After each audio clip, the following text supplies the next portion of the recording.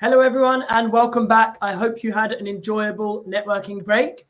I saw the speed networking and roundtables were popping off, so really good to see that you're expanding not only your knowledge, but also your network. That's kind of part and parcel of this experience. So I'm really excited to introduce this next session. It's one that really is kind of front and center when we talk about what Web3 can offer in terms of a decentralized, more privacy and secured future for the end user. And on that note, I wanted to introduce our panel moderator for the session. That's David Morris from CoinDesk, who's actually in the middle with his team of running their privacy week. And I'll pass over to David to give you a bit more detail about that. But just before I do, a reminder to everyone, there's a Q&A tab on the right-hand side. We want to hear your questions. They're going to be very important to our discussion. So please put in your questions. If you don't have one, upvote someone else's because it'll ensure we answer it. So enough from me, David. Over to you. Great. Thank you so much, Miles. This is a really exciting panel, not least because we have at least two living legends here with us today, and let's say others who are future legends in the making. I'm going to provide just a very quick overview of who we have on the panel today to discuss privacy and Web 3.0, and then we will get some more background from them directly. We have Rohit, and I apologize, I'm going to give my best effort to pronounce everybody's name, but you can correct me if I'm incorrect. But we have Rohit Jhunjhunwala, the Director of Engineering for Affinity, a digital identity and credential startup. Liz Steininger, the CEO and Managing Director of Least Authority in Berlin, which is a consulting and creation firm focused on privacy. Kaliya Young, one of our, in my opinion, real titans on the panel here today, who has been working on decentralized identity solutions since at least 2005. Then we have, as a co-founder of the Internet Identity Workshop, which has become a real nexus for discussion of these issues. And then our second genuine living legend, Dr. David Chaum, currently of the XTZ Network, one of the legendary titans of the industry. His foundational computer science work dates back to a dissertation addressing part of what we know as the Byzantine generals problem in the early 1980s.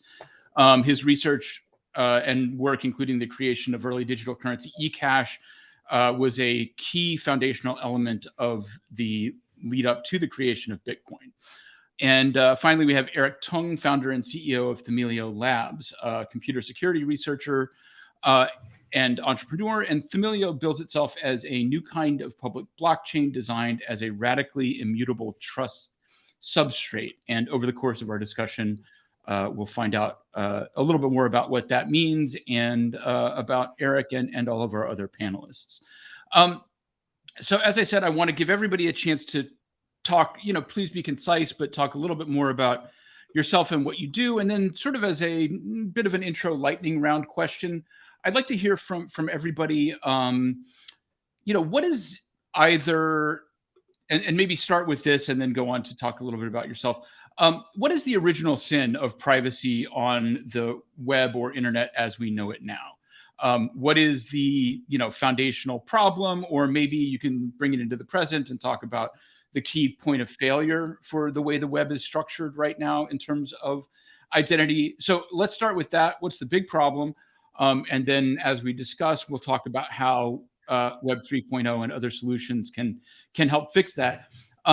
So let's start with Kaliya Young. Please give us your take on what the worst problem in privacy online is right now, and then talk to us a little bit about what you have done and are doing to address those problems.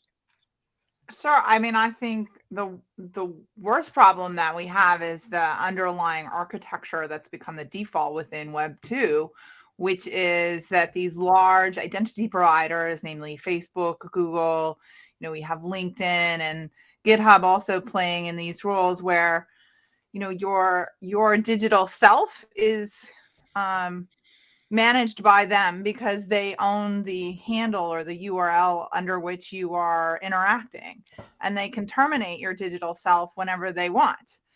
And so this creates real issues in terms of our rights and dignity in the digital world. And this is a challenge that I've been, as you said in the introduction, been working on since 2005. I'm the co-convener of the Internet Identity Workshop. And in the last 5 years, we've been looking at how cryptography and, decentralized distributed ledger technology was a catalyst for our work, and it's certainly used in our work, but it's not like the middle of our work. We've been really focused on emerging standards, specifically decentralized identifiers, which can be anchored into a blockchain, and verifiable credentials that allows institutions to, and anyone really, to say, use a cryptographically signed standardized data format to make assertions about people. All of those assertions are not on a ledger. They're held by the entities who the information is about. And the cryptography that it goes with them allows more freedom and autonomy type of information with me in terms of sharing whoever individuals choose than we had in Web 2 architectures, where you kept having to go back to the identity provider that you're kind of anchored to. Mm-hmm. And that architecture is something we get to leave behind now. Great. And hopefully during our discussion, we'll dive a little bit more into decentralized identity and how that works, because it does, it's a new kind of thing compared to what we are doing now as the default. Eric, would you like to take a crack at that? What are the issue? What would be the number one issue that you see in terms of privacy right now online, and then a little bit, tell us maybe a little bit more about Thamilio and where it stands in trying to fix this. Definitely. I actually think that the problem with privacy and also security as a whole on the internet is a lot deeper, which is that the internet, everything you see on the internet is hearsay, basically. You never actually talk to another person directly on the internet. It's always handled through your ISP, your service providers, etc. And the whole principle of the internet is, on the one, we're not supposed to trust the infrastructure. That's why we have things like TLS and things like that. But because the infrastructure is completely untrusted, bootstrapping this trust is really hard, because when you're just a computer who doesn't know about anything on the world and you connect to the internet, everything is merely hearsay. And so the way Web 2 solves this, and even Web 1 solves this, is by using these centralized roots of trust. That would include identity providers like Facebook, but more fundamentally also trust anchors like CAs and DNS and that kind of thing. And the idea is really like, because we don't trust anybody, everybody just trusts them to tell them what's going on, right? And the kind of trust we have in these centralized entities is really extreme, actually, because we don't even trust anybody like that offline. We don't trust our governments like that. We don't trust our schools like that, because we have offline direct interactions. When I talk to my friend, I don't need to trust the post office to not spy on me when I speak every word to her, right? Because the laws of physics don't spy on me, hopefully. So, but on the internet, because there's absolutely no direct offline interaction going on, everything relies on trusting some other person to authenticate everybody before you can establish any kind of secure communication. And even with things like end-to-end encryption, you need like a public key infrastructure and things like that. It's a really hard problem. And as a result, people kind of just take the easy route and just trust a few centralized entities and then have completely arbitrary power over whatever we want to do. And my work really is, how can we solve this problem? Like, blockchains really have a lot of promise in solving this problem, because they have a key feature that I call endogenous trust, which is that we can trust how a blockchain behaves without actually knowing the people running it or trusting them, because it comes with incentives. So like crypto economics, right? It's a combination of cryptography and incentives. But the problem is really like, present blockchains are not really focused on it. They have a lot of features that really break this property, such as protocol upgrades and things like that. Thamilio really wants to make a blockchain that maximizes endogenous trust. And the idea here is that then we can use this little gadget that we know is trustworthy and we know can be trusted, and simply by examining how it works, and use that to bootstrap trust on the internet and privacy on the internet instead of these arbitrary centralized entities.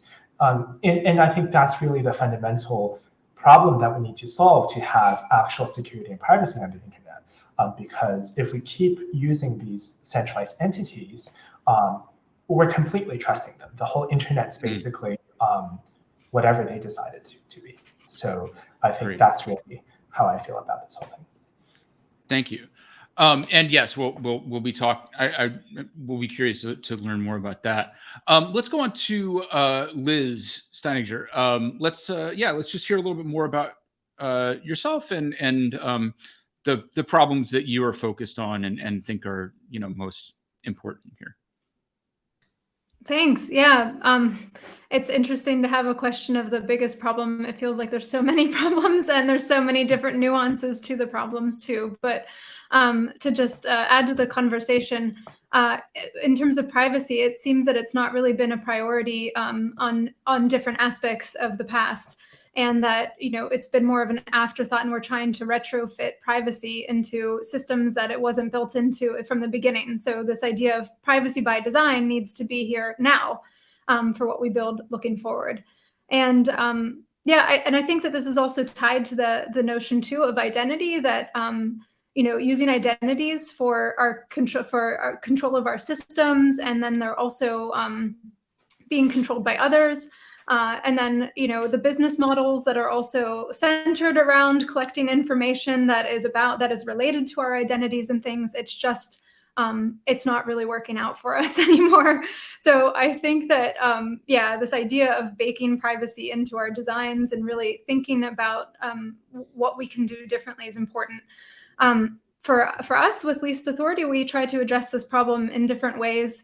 A lot of the work that we do is some elements of security consulting, different initiatives with different projects, and trying to help them, because we really see that security is very fundamental and is enabling of privacy. You can't really have privacy expectations that are solid if your security isn't. And so that's the kind of foundation that we're working to help other teams with. And then on our side, in terms of product development and trying to contribute to the world, to new systems, we're working on really doing privacy by design in our products from the start, and really, thinking long and hard about what it means to give that to people, and not just on one layer or in one aspect, but on all aspects. For example, we're working on a secure storage product. And with that, we figured out, okay, a great way to store things in a, identity-less kind of way, that, we're tying things to capability. It's an OCAP system, to capabilities instead of identities. And that's one great step. But then we found, when we were accepting payments for this system, that all of a sudden we needed to gather personal data. And then as a company, we recognized that we could then link this. And so we thought, how can we as a company implement changes to our system to unlink it, so that the data isn't, linkable even by us, because privacy by policy, for us saying we won't do it, isn't enough. And so we're also working on, using things like zero knowledge proofs to unlink data, to kind of keep these things, like, I guess, linked functionally, but unlinked in terms of access to the actual information. So yeah, we're working on a couple different fronts, and Great, thanks. And because you mentioned business models, I do want to do a little log rolling here. I have an essay that I think should come out today called "The Algorithmic Life is Not Worth Living," that is about sort of the effects that recommendation engines and behavior tracking are having on the broader culture. So look out for that. Let's move on to Rohit. You want to talk a little bit about your perspective on the big picture of privacy problems? What do you think is the biggest issue to address, and then talk a little bit about what Affinity does and what you're working on? Thanks, David. I will go slightly different from the technology and all other things, and I will say in my view, the biggest problem is intent. If you look at Web 2, the intent to provide privacy to the end users is not there. And I can personally tell you that because I come in my past experiences, I worked for large organizations for online search, ride hailing. And the business model was basically built around user data, user search history, users ride usage, location. And it was all about data mining. The more data you have, the better you get.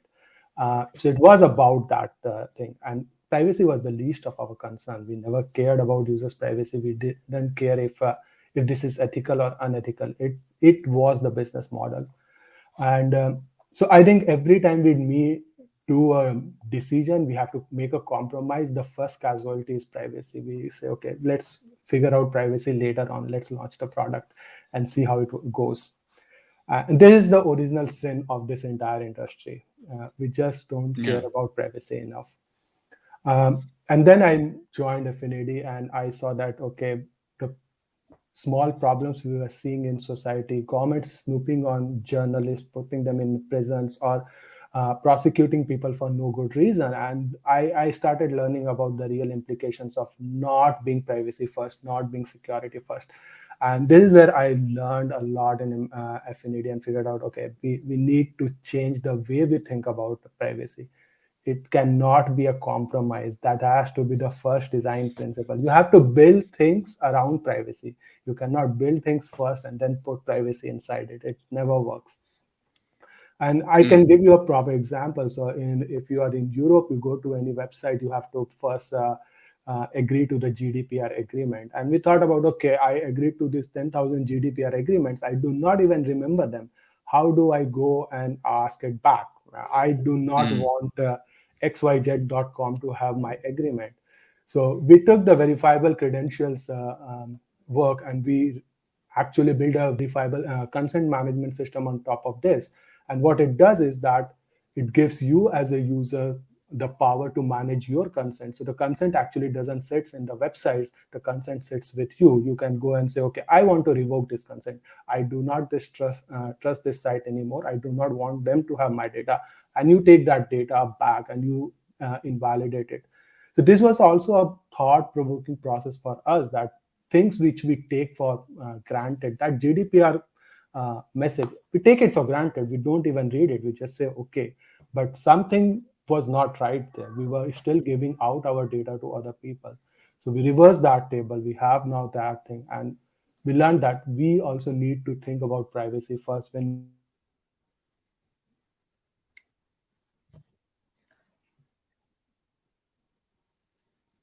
within our organization also matter. So if we ourselves are building an organization which relies on other people's data, we probably are not doing a good job of it. So, yeah. Great, thank you. And yeah, I think that there's a few interesting things there, but because you mentioned intent, I do also feel like it's the right moment to point out to anybody who hasn't already heard that Facebook now appears to have basically shut down the Libra project, which, speaking of intent, that was one where you could read the intent as not great from the beginning. And so I'm going to just give myself and all of everybody else who raised those issues a little round of applause because we killed the big bad wolf. Last but certainly not least, Dr. Chaum, would you like to, I guess, just give your perspective on, I guess I'll go back to my original phrasing of the question. What's the original sin of privacy on the internet we use today? And then, you know, whatever else. I'm sure you could talk forever about yourself, but whatever you would really like to share with this audience. Oh, you're muted. David, yeah, thanks. Thanks. I've got to first thank you for, you know, that sounds like a really interesting article that you just mentioned that you've written, and I'm looking forward to reading that. And, you know, perhaps this question is, you know, I'm kind of an old guy and I was here like for the whole beginning of all this stuff. And, you know, I saw the IETF standards that created the web be developed and modified. And I think the original sin there is quite obvious, and it's surprising how extraordinarily persistent it has been and how much damage it has done. And it's a simple thing, right? I mean, the internet was created by giant organizations, and their security model is what, sometimes we call monolithic. It's like a military security model. Either you're one of us or you're not. That's it. There's nothing in between. And when you're building a network, packet switching was, just the greatest idea ever. It appeared in a couple places on the planet, and it created the internet. The very people who designed packets came up with this idea, were involved in realizing how much information you could capture from who talks to who analysis. The traffic analysis has been the main thing that the military uses to spy on people and governments and so on. And this is quite well documented, makes perfect sense. And it relates to like the postal system also before electronic communication. Governments have the right to have the postman write down every letter you get and you send and everything and give it to them secretly without telling anyone. All governments do that. The public's not very much aware of it. And then when the telephony came in, we have a so-called pen register, which was a similar thing. The government could say, just tell us who calls this person and who they call, and don't tell anyone we're asking. And that was always available. So that the traffic data has never been considered, sacred. It's always been considered the province of the powers that be. And so faced with this revolutionary packet switching thing, it was like, and the fact that it had to be developed quickly and so on, it was obvious that every message should contain in its header, in the first portion of the message, unencrypted, or in all cases at all times, exactly who it's, which computer it's intended and recipient it's intended for, and all the, who sent it, and all the places it is like visited on the way. And that's pretty much, there's a few exceptions, sometimes routers are allowed to leave out a few steps, but basically that's an immutable law of the internet, and that creates an underlying basis for traffic analysis and surveillance. And it's kind of, so these, you could tell who's doing all these Bitcoin transactions by looking at their IP addresses involved in that, right? And so this is one of the things about traffic analysis data is it's very compact. So it's never been, it's easier to log all traffic analysis data from on the planet and keep it. You can probably do it on like a thumb drive these days, I think. So it's so that's the one thing. And the other aspect, I believe that's particularly of interest to many panelists here, and I agree with like what Liz has been saying and Rohit and so on, that it's you have a monolithic military model of security was also promulgated at that time. So there was a hierarchy of signature authorities, and that was borrowed from telephony, and that was going to be the way that people would authenticate themselves online, and the DNS was structured similarly. So it's that kind of we're all in this together, protecting ourselves from the bad guys. There's no provision for multiple parties.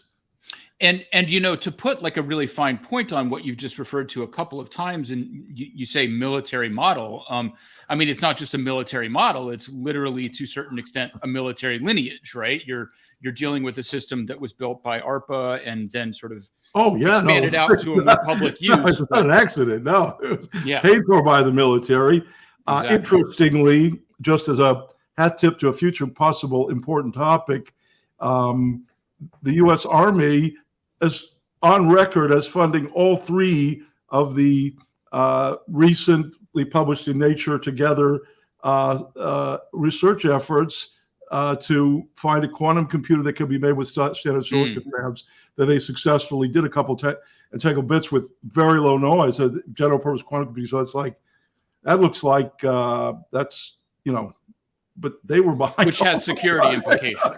Something right? interesting about that too. Yeah. But they did pay for all this, and you know, in academia, if you look behind you sort of deep into the academics' websites, you'll see there's a whole infrastructure of academics who are ARPA fellows or something, and they go to these summer camps and they get this money.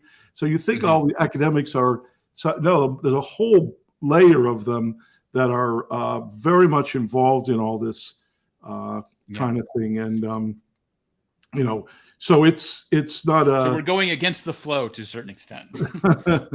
Well, they gave us, like starting point. All the tunes and all the moves to go with them, but that that was not the kind of experience that is now possible because the technology is so far outstripped that situation where it was only institutional and people that were using this stuff. I mean, it's now because of these gizmos, it's like the whole world's turned inside out, and now I have enough computing power to do all the fancy crypto and the bandwidth and everything. So it's not about how you can most efficiently build it or debug it or organize it quickly. It's like, okay, what kind of world are we trying to create? What do we want to do?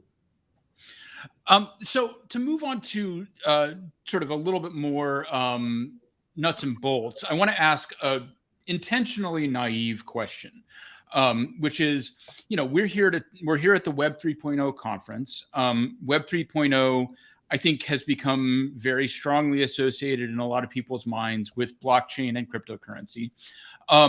Because of we don't have to go into all the nuances here, but because of the architecture, most public blockchains are transparent, and that's actually a design requirement for trusting some of those truly decentralized systems, at least at this current stage in the evolution of the technology. So, the very basic naive question I want to ask is, how can something that is transparent actually provide privacy? Like, what is the connection there, and how do those two interact? I think I'm going to throw this one to Eric just to start, because it seems like maybe you're fairly adjacent to this problem. So help me understand that thing that seems like maybe it doesn't totally connect. Mm-hmm. Yeah, so I think there are two aspects to this. One of it is really that it is actually true that a lot of Web3 projects these days that are just mostly on-chain, etc., they don't have great privacy. Like, you go to I don't know, Uniswap or something, every trade you do, it's totally public. But I think that there is a really key connection here between privacy and security on one hand and total transparency on the other, which is really that on the internet, as I said, you start out with no knowledge of who to trust. Everything you see on the internet, all the packets, is just whatever the heck your ISP tells you is out there, right? So you can't establish trust without some kind of commonly agreed to ground truth, right? And such as David Chaum's public key is whatever, right? That's a ground truth that I can use to then talk to him privately through whatever network. If I don't have this global ground truth, I can't trust anybody. I can't just I could be using this privacy service, and maybe everybody's lying to me, and maybe it's all fake. Maybe it's all signals sent from the CIA or something, right? So I can't know, right? Unless we have ground truth. And the purpose of blockchains is really to establish this ground truth, like who has what public key, who has what names, who has what money, even in situations where that makes sense. And generally, whenever you boil down a secure system, there is always some component on the top, the root of trust, where you need this kind of global consistency and global view, a kind of a global bulletin board, so to speak. And I think that's where blockchains really shine. That's where you need total transparency, total consistency, which is actually also why I'm not a big fan of proposals that weaken consistency and transparency for blockchains. For example, I'm not a big fan of sharding because it pursues performance, but it reduces consistency guarantees. Of course, there's like the data availability guarantee and things like that, but it's definitely weaker than traditional blockchains. But I feel like with a usual transparent blockchain, that's how you're supposed to use it. You're using that as establishing the seed for actually establishing trustworthy communications on the blockchain. It's not intended to be something where you put your app on it. You don't like broadcast every message onto the blockchain. That would be not private at all. But actual private communications does require you to start from something that's transparent and public. I'm curious to hear from anybody. Can feel free to chime in, but I'm curious to hear from Kaliya as somebody who sort of is not maybe native to the crypto world, but has been looking at the technology from a privacy perspective. Shaking your head, I'm not sure what to make of that. I'm not really native to the crypto world either. Actually, I mostly come from a security researcher background. So well, I guess I'm a little bit native to the crypto world. I guess, I stood up in front of 100 people and said, welcome to this public conference on cryptography. You're now all members of the International Association for Cryptologic Research. And that was just a few months after the head of the NSA said anyone who organized even a session at a conference on cryptography, he was going to throw the whole book at them. The whole U.S. government was going to come crashing down on them. So I basically could have spent the rest of my life in jail for setting cryptography free. So I guess I had a fair amount to do with public research in the field. But I think that it's if you don't mind a little, talking my own book or log rolling, whatever. Here that just to say that this week we at the XX Network we launched the XX Messenger, which travels where all messages are first of all they have quantum secure privacy of message content. So every other messenger says they have strong end-to-end encryption, but none of them have quantum secure end-to-end encryption of the message content, and that means that in the future, when quantum computers exist, whenever that is, everything that you have said online before you switch to XX Messenger for your critical communication will be retroactively decodable and analyzable by machine learning for free and used for whatever purposes. You can only imagine what the world's going to be like. And then the other thing about the XX Messenger, which it's on the app stores, just go to xx.network. You can download it. You get it in the app stores, but it's metadata shredding. So the whole thing about the traffic analysis data that I was talking about, we solve that using blockchain, and we're like the only blockchain that I'm aware of that does. And it seems, to your point, David, deeply contradictory how a transparent mechanism could solve this traffic analysis problem. If you go to our website, you can see this cute little animated video for like 2 minutes, and it'll become really clear to you. But I'll just take a swing at it here. It basically what happens is, when you send a message over XX Messenger, it travels through 5 randomly chosen nodes out of our 350 nodes that are live around, we have 80 countries. So the choice is cryptographically proven to be random of those 5 nodes, and each one is processing a batch of 1,000 messages. And when they get them, they shuffle them in a randomized order, and they forget that order and send them on to the next node in the sequence. And it's not trivial to do this cryptographically with almost no latency delay. That's the magic of this CMIX protocol, which we developed. But it's basically when those come out of the network, there's 1,000 in a batch, and you have no idea which input resulted in which output, and then but it just to the Web3 theme. Let me just say that this works just like any other messenger. It's absolutely as easy to download and use, and it has all the basic features that you would need to do direct messaging and small group chat, which is the only real context where the security matters. So it's aimed at not just talking to ourselves here in the Web3 world, but making something that everyone uses chat, and everyone is most people realize they're being spied on, it's being used against them, and it's destroying the prospects for the free world, I think.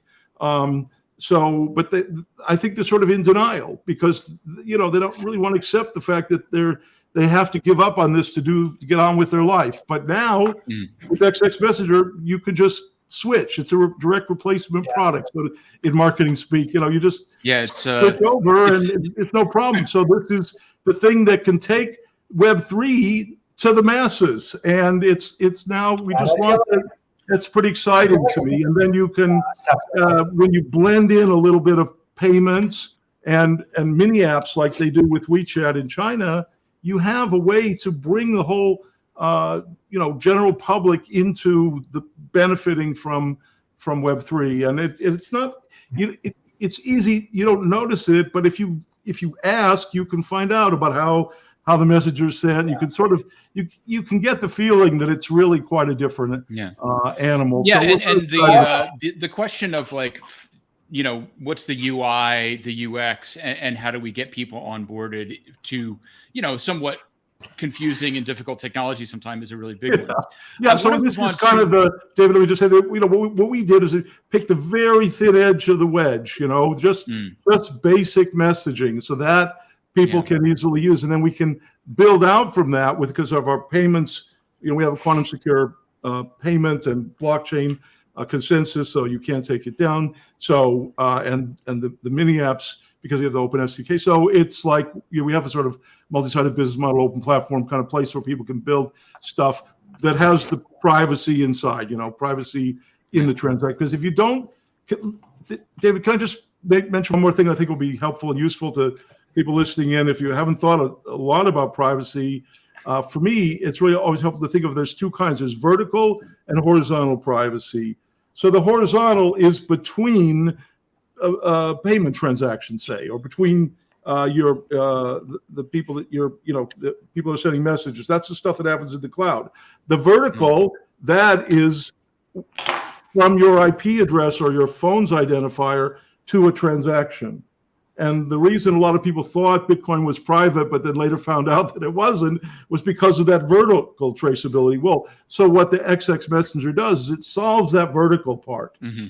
It doesn't solve the horizontal part. And I think that, some people here, Liz is, I think, Zuko, an old friend of mine who, now he's advising people about cryptography. It used to be that I was telling him about cryptography. In any event, this is something that is, anyways. So I wanted to, you mentioned the vertical axis and, well, I'm sorry, maybe this doesn't quite fit that schematic, but one other technology that is not specific to blockchain, but that often comes up in discussions of identity and blockchain is zero knowledge proofs. And so I think I'm particularly interested in hearing from Rohit, Liz, or Kaliya, who haven't gotten to talk much yet, about sort of where you see ZKPs fitting into privacy in Web3. If you want to raise your hand and just jump in. Sure, I'll jump in first and say that I think, we've worked really hard to figure out how you can issue somebody a verifiable credential and to do what is called selective disclosure, which is slightly less good than ZKP, zero knowledge proofs, which is you can have a credential with 10 assertions on it and you can choose to share with a verifier only 2 or 3. I think, there's been a consensus within our community that we want to get to ZKPs, but if we try and do that early on, we will crash the whole ship instead of getting products to market. And that selective disclosure is this like medium between you have to share all the things on the credential and you can do extra super fancy math to do predicate proofs, which is so. I'll let the other panelists. I see Liz reacting. You wanna chime in? Oh Yeah, I think zero knowledge proofs are exciting. I think just the concept of using cryptography in new ways, and I think it was David who said earlier that that computing power has changed over the years, and what might have been academically theoretical in the past, we can now do in real applications now. And to me, that is by far like the most exciting thing about Web3 and the potential that we have to do privacy by design. That we now have this whole new toolkit at our hands to use in these systems.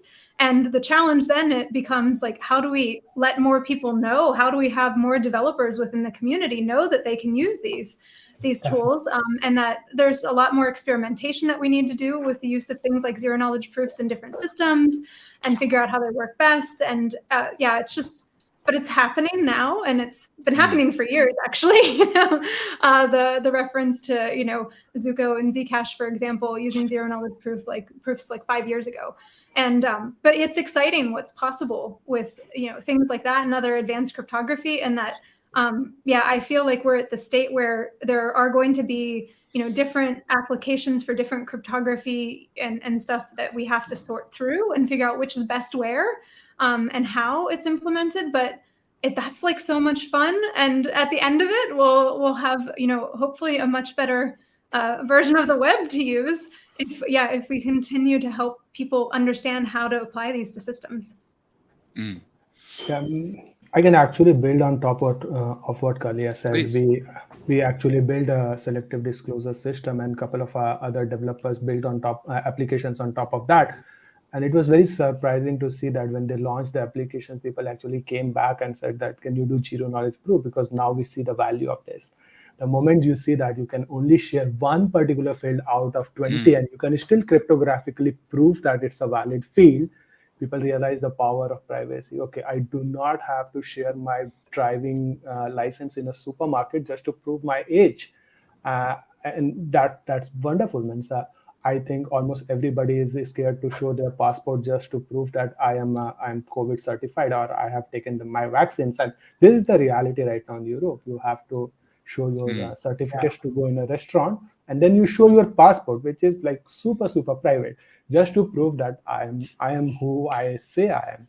And if you can do this entire thing without sharing one single bit of data on the edge device in a real time, that will just change the way people see their privacy or they behave with their privacy. I think the biggest problem here is that 5 years back or 10 years back, we didn't have the choice. We didn't have the tools. The edge mobile devices were not powerful enough. The blockchain was not mature enough, or the zero knowledge proofs were not mature enough. But now is the time when these things are mature enough, and we are building those things. And actually, we are seeing a lot of acceptance from the users about these things. Yeah. Acceptance is great to hear. And, it's interesting that you mentioned the sort of awakening that people have when they actually interact with something based on ZKPs or a similar technology, because it definitely is mind bending when you just hear it described, and like, you're going to look at something that doesn't look like a fact, but it is, and here's why. And it requires a paradigm shift in people's thinking. And, the fact that you ended on acceptance there is really interesting, because I do want to throw to one question from our audience here. Justin Stewart at Howard University asks, how could it be ensured that society will adopt Web3's promised decentralization and that big data corporations would not try to centralize Web3? And I think there's a lot of different aspects to that question. One is certainly user adoption. But the one that I think I want to focus on is more on the business side. We're all here, people who are involved in promoting and building systems that can be used for various applications. But what's the center of gravity to actually get, whether it's existing businesses or new businesses, to use this technology and to use this infrastructure that does, as Rohit said, now exist the way it didn't 5 years ago? What's the flywheel for adoption of these kinds of privacy services? And, I'll just throw it open. We can have a discussion for the next few minutes. Well, our take on it at XTZ Network is, we need users who are using this, and people are signing up to use the exec messenger right and left, and our blockchain scales linearly, so we'll be able to accommodate them. So I think that's the way to win this war is to win over the users. A decade or two ago, people were, in a headlong, mindless rush to get users signed up, but they had no revenue model, right? And that somehow this, in the end, it for a while it really served them pretty well. But I think this is, since we don't have any user costs because it's a decentralized network, we can win that game. And when people ask me, why did I do eCash back in the 90s? We had Deutsche Bank and people were issuing electronic cash. We had our own Cyberbucks cash and so forth. And what I said was, and consistently have said, is that I was hoping to plant the meme that you could make a payment without revealing your identity. And I felt that if people just got that, they would say, wait a minute, can't I use that when I check out library books or when I do these other, do these other things? And so, okay, it didn't quite work, but maybe now, with these selective choices and the zero knowledge options available, I think that meme's going to. There's a desperate need for that meme. I think maybe we actually get people expecting more privacy than they're used to in their day-to-day lives. More than they can even understand. It's like these are very powerful mechanisms, but the computers can help you use them more easily. I mean, that was part of the difficulty with when we came out with even the PGP was, I once sent an email to Phil Zimmerman. I said, I use PGP to grip this. He said, oh, please send me in clear text because I don't use PGP anymore. It's too complicated to use. So I mean, because nobody spends $1 million. But the user interface paradigms weren't there. I mean, there are people of all ages now using the web more or less fully in messaging, right? So I think that Times Roman is a huge investment of society, right? It's a huge asset. But now the user experience, the UX knowledge that the ordinary consumers have is an extremely powerful and valuable thing. It means you can introduce things relatively easily, and they will be able to use them. So these are very different times. Yeah, Kaliya, you want to talk more about this question of I guess adoption, basically? Sure. Well, adoption. I mean, I was gonna add and say, people didn't invest the millions of dollars needed to figure out how to make PGP usable. Mm-hmm. So it wasn't, right? And I think this is a lesson we've learned, and we're working really hard on the user experience with the decentralized identity technologies. And I think of it as usable PKI for normal people, because we're burying the cryptography underneath user experiences that can work for them. But in terms of the question that we are answering, we developed a protocol called OpenID, and we thought it was going to be the future of people having decentralized identity because they own their URLs. People didn't understand it, and it created an opportunity for centralization of the large identity providers to emerge. And I think the lesson our community has taken away from that is to really focus on what is the structural architecture of the open standards, the protocols that we're developing, and do the protocols themselves mean that the risk of that kind of centralization is reduced, right? So you have to look at the underlying design, and does it have the potential to lead to de facto centralization, or do we make sure the protocols keep the playing field by design flatter? Mm.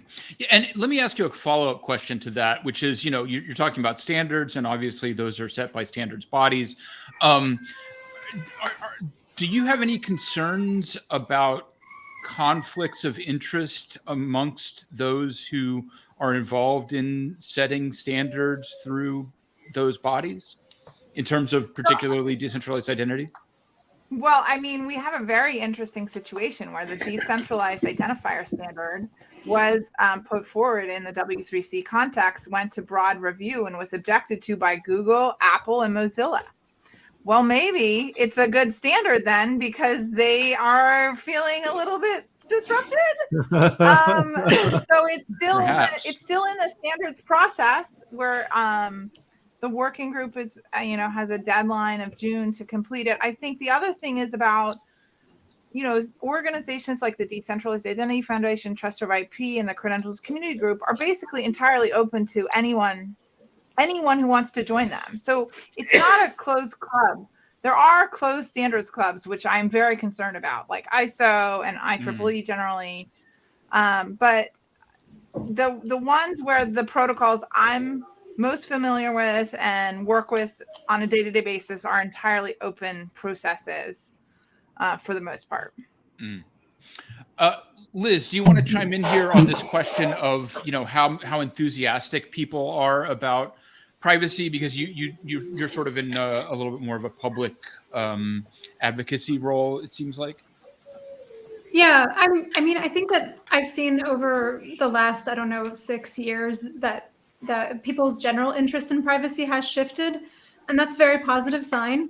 That people are just talking about it a lot more and really recognizing the value in their lives. But that said, I still don't think we can completely count on that being as a driver for people to always use privacy enhancing tools and privacy respecting tools. That basically we have to also make the usability of them, the user experience, just as easy as the non-privacy respecting tools, because they've set that bar for us. We have to make things convenient. And of course, education is still a part of it to explain these things to people. I love explaining what a zero knowledge proof is to people. It's so much fun. Like Rohit was saying earlier, it's kind of mind bending. But at the same time, not everybody's going to care to understand it. And that's okay. People can drive cars, use their mobile phones, use all these things that are ubiquitous in our lives without completely understanding how they work. And so there's a normalization and convenience aspect to it that we all just have to work hard at doing, but it's absolutely worth it. Yeah, you really make an interesting point that there's important work still to be done in sort of the rhetorical abstraction layer of trying to explain to people why this thing matters without feeling like we have to actually explain how it works. So we have about 5 minutes left. And I guess, let me see if we have anything that we can address. Oh, you know what? Since we've got 5 minutes left, let's just all vent. Who wants to talk about WorldCoin? Anybody? Anybody want to talk about biometrics as identity? I guess, I mean, I feel like I can start. I mean, I feel like the thing about biometrics is really just that you can't really decentralize that easily because you run into the Oracle problem. You got to trust somebody to measure the biometrics offline. And I also just think that biometrics is a really bad way of doing it because it basically first of all, you have the centralized trust problem. You got to measure the person's fingerprints, right? And more significantly, it completely cuts out any chance of pseudonymous identity. So basically saying your identity is just your single real world identity. And also it's just not very secure because if somebody steals your fingerprint, you're not getting a new one. You're stuck with your identity being stolen for the rest of your life and there's nothing you can do about that.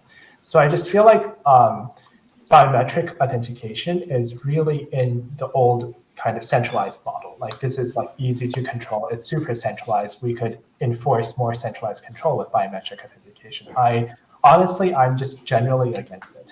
So I feel like it doesn't have another big problem. Point out something. Sorry, let's let Rohit go and then David will throw in. Another big problem with biometrics that once it is stolen, you can't get it back. So if somebody has my fingerprints in some way, it's just gone. I cannot roll back all my certificates to something else. It's just gone. There's no course of action now. Yeah. Also, it doesn't separate proving your identity with giving them your identity. Every time you give somebody your fingerprint, they could then steal your fingerprint. There's no way you could prevent that. Yeah.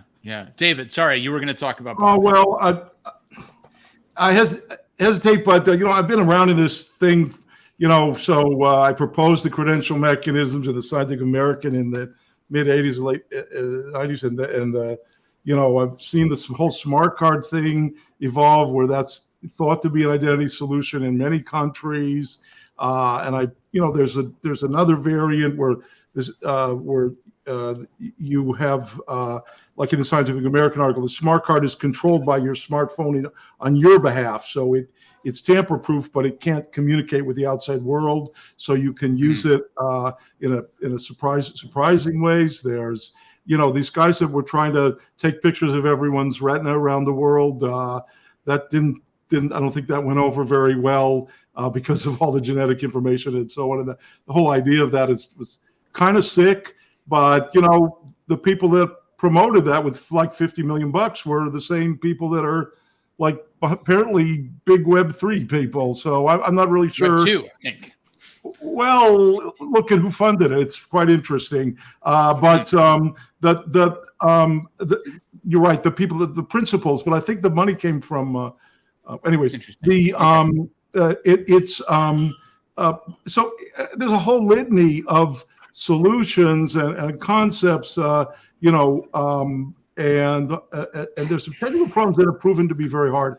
I just want to say, I think there is fortunately another shoe to drop in this space, and I think in the next few weeks, if you keep an eye on my, on chaum.com, you'll see that there's a different way to do identity that I'm very excited about. And I'm sorry I can't really announce it here because I have co-authors. It's tangled in with a couple different things, but it seems very different and very promising to me. And I am very congruent with Web3. So I just wanted to put in a watch this space, a little plug for it. And actually, that's a good way to transition out. If anybody else has something to refer people to, we can do a round robin. David has done his log roll. Kaliya, you want to talk about anything to point people to? So we are coming up on highlighted. time, so just quickly.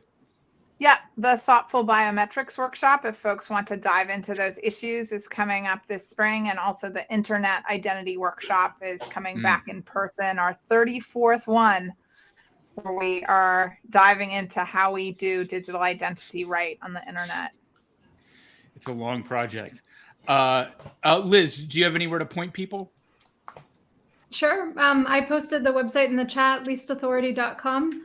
I think that one thing that might be interesting for people to take a look at is we have a whole bunch of published security audit reports of projects within the Web3 space. And so I saw in the chat there were some questions about securing Web3. And I know that the reports might be a little bit technical and might intimidate some end users to read, but I still think it's good to skim some of those and get familiar with some of the security issues within the space. So I encourage people to read the reports, and also if you support other projects, encourage them to get audits, because it's important to share the security information broadly so that as a whole community, we can encourage them to get audits and publish their reports so that as a whole community, we can advance things together and keep that security information widely available. Great. So Eric, any last plugs on the way out? Yes.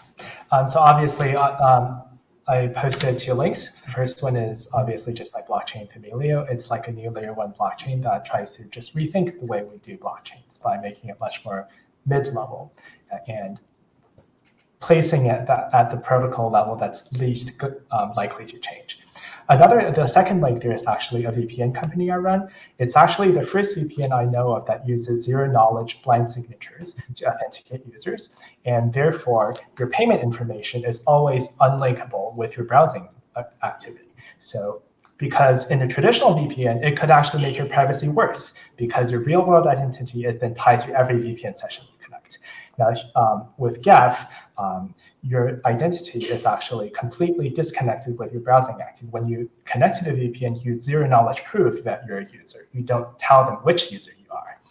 And it's also designed for really strong censorship resistance, and most of its users are in China and Iran. And it uses like state-of-the-art techniques like domain fronting to make it just really hard to block. China's tried to block me many times, and they never succeeded. So that's an endorsement on both sides. Both the attempt and the failure are in your favor.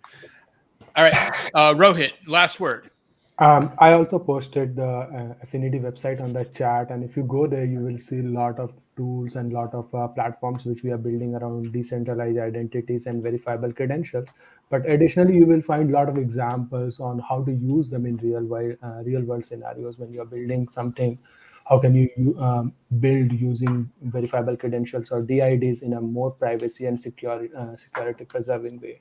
So a lot of really low hanging examples are there, which probably will help a lot of people. Well, thank you everyone for your contributions. This was a great conversation. I'll do my own final plug. Everybody read CoinDesk. We are the paper of record for the blockchain and crypto industry, except no substitutes. And obviously this is a long project already. It will be going on for a long time before we really get where we want to go. But with folks like this on our side, I think things are looking good. So thanks to the hosts of the Web3 conference for having us. It looks like Miles might be here to take the mic back. Totally. But first from me, just a big thank you, David, for stepping in and leading that conversation. Some wonderful all-round insights. And I can't thank you enough for sharing so many good resources. It's so important that we are able to further our knowledge beyond these conversations here. So anyone listening in, please do head over there and check out all of that useful information that's been shared. There's still lots to be done, but we are on the right path, it seems. And so a big thank you, not just for today, but also for all the work you've been putting into this space from everyone involved. Yeah, and from me, thank you very much. We now have a few more sessions about user experience and gamification and design that and how they will impact Web3. But later on, we are also welcoming Liz and Kaliya back to talk more about this. And also Rohit's colleague, Yunius, is going to be joining us all on this concept of privacy within the new Web3 ecosystem. So a big virtual round of applause from all of us at Tech Circus. Thank you very much. I'll end the session here. Goodbye, everyone. Thanks, everyone. Thank you. It was great.